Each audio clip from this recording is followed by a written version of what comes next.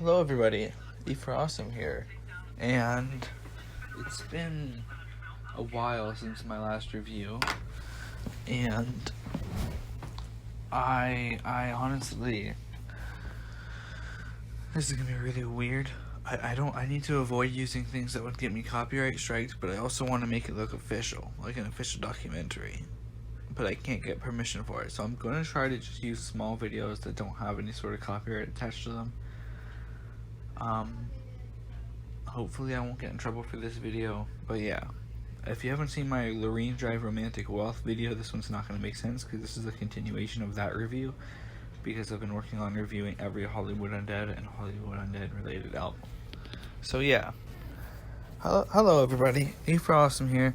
Welcome back to my Undead documentary series, where today I will be covering more Lorene Drive and the end of Lorene Drive, as well as the beginning of Hollywood Undead, and reviewing the songs that they posted to MySpace, as well as the background.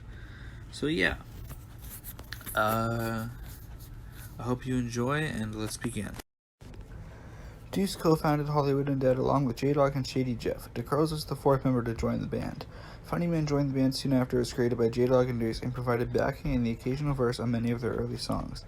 In the early life of the band, he wore a black cloth mask that covered his whole face. Before joining, he was the groupie of Johnny Three Tears' previous band, Three Tears, being given the title through turning up to all of their concerts. During Swan songs, Funny Man was regularly featured in songs providing backing vocals. He is featured on 9 songs, meaning rapping, and most other songs providing backing. George and Jordan joined soon after that. In an interview with Shave magazine, J-Dog explained that when forming the band, whoever was in the room at the time and played an instrument was in the band. Now we're going to cover the songs released to their MySpace page back in 2005 and the years after until like 2007. Track 1, The Kids, which is their first song they ever posted. The Kids is the only Hollywood Undead song to feature the N-word in it. At least, I think so. And it's said by the whitest of white boys in the band, Deuce. For that, I have to say it's the worst Hollywood Undead song. Track 2, Bitches. Bitches is the second Hollywood Undead song released on their MySpace. It's another party song, and to be honest, it's more catchy than The Kids. It's still not that good, though. Track 3, Circles. This is truly the first emotional song by Hollywood Undead. My dad loves this song. Also, Deuce will cover this song later. Apparently, this song is about Deuce's girlfriend who died in a car crash. Track 4, Knife Called Lust. The first song released to their MySpace to feature their screaming, and the screaming is done by Shady Jeff. Track 5, Bottle and a Gun. Bottle and a Gun has one big difference on the demo version. Other than there being less auto-tune, this is the Bottle and a Gun demo, by the way. The other difference is that Shady Jeff, an old member of the Hollywood Undead, appears on the track doing the beginning area instead of Charlie Scene. Track 6, Scene for Dummies. This is the first song to feature rapping by Shady Jeff. It sucked. I totally wonder why he never rapped again. It also features DeCruz a lot, which is surprising. In 2005, Hollywood Undead signed to MySpace Records and made their self-titled album. It wasn't released because the label refused to release it if it wasn't censored, but we can piece together a track listing and review the demos they had made for the album. Track 1, Out the Way. Out the Way is a demo version of Undead from Swan songs. That's all it is, like most of these songs. I'll talk about it when we get to Swan songs. All I'll say is that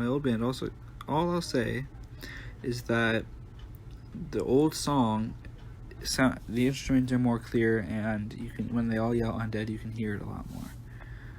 Track 2, Sell Your Soul. Once again, another demo. This time around, though, you can only hear Johnny Three Tears screaming. Track 3, Dead in Ditches. Deuce did a remix of the song Hollywood Undead, though nothing beats the original. Track 4, Number 5. Another demo. This one has Shady Jeff on it, though this one was released as a single, I think, and did get a music video, which you can see on screen right now, unless I'm getting copyrighted, in which case I will remove it. Track 5, My Black Dahlia. This demo has Shady Jeff screaming for the background vocals. That's all there is about it. Track 6, The Natives. We hear Shady Jeff screams without them being in the background, and I love them. Track 7, Turn Off the Lights, featuring Jeffree Star. God, this is awful. I'm sorry, but this is so bad and cringy. The bass is pretty killer, though. Also, yes, this is the same Jeffree Star that is on YouTube. After that, Deuce released a solo song titled The One. It had a friend of his named Coley Colgate in it, and it was the first Deuce song to feature profanity. Deuce would remaster The One a lot of times before placing it on 9 Lives in 2012. Hollywood Undead was then signed on to A&M/Octone Records and released a single titled Christmas in Hollywood around 2007's end. It's my favorite Christmas song, personally.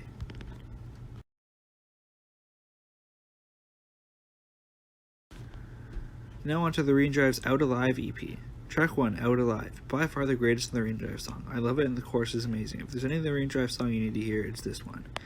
Track 2, I'm the most terrific liar you ever saw in your life. It's awful. I hate this song. Though it's funny how he says, can you leave the door open? And then in Hollywood Undead's Outside, he says, someone left the door open who left me outside. Track 3, Showing Bones. Also horrible. I hate this EP other than the title song. A few years after his departure, Shady Jeff threw a birthday party in his backyard, to which he only invited his closest friends and family. Deuce and Charlie Scene showed up with some of Deuce's friends who Jeff did not know. Deuce started acting aggressively towards everyone at the party and threatened to start a fight.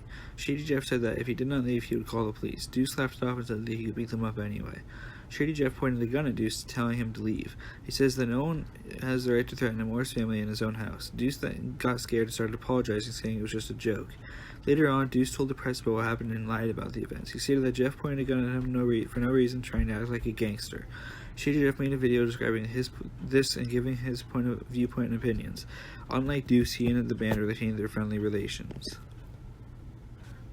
Now, I know that this episode was really short because I didn't even review any official albums. I just reviewed a bunch of stuff people had released online. But that's what happens when you have to go into the early days of a bunch of a band that didn't really release a lot of stuff back in the day, or they might have, but it's never surfaced online other than the remasters they did and posted in some of their demos. There could possibly be hundreds of Hollywood Undead songs that have never been posted anywhere. I don't know. Possibly not. It's likely that there's not, and it's also possible that there is. So yeah. I hope I don't get copyrighted for this one. I don't think I would, because all the stuff that I have is unofficial that I'm using in this video. Hopefully, I have a folder with footage, and I think most of it is unofficial and it's just been posted online somewhere without being an official broadcast from a TV show or not official music video. So hopefully I don't get copyright strike, just like I did with the first Undead documentary video. But I tried to use concert footage from a concert for a different video review, and I got a copyright strike. And if I get 2 copyright strikes, I will be screwed, because if I get a third one, then my channel can get deleted. So I hope that I can do well, because as everyone knows, it's not easy to get back on YouTube after your channel has been deleted, especially if no one knows that it's been deleted. So yeah, see ya.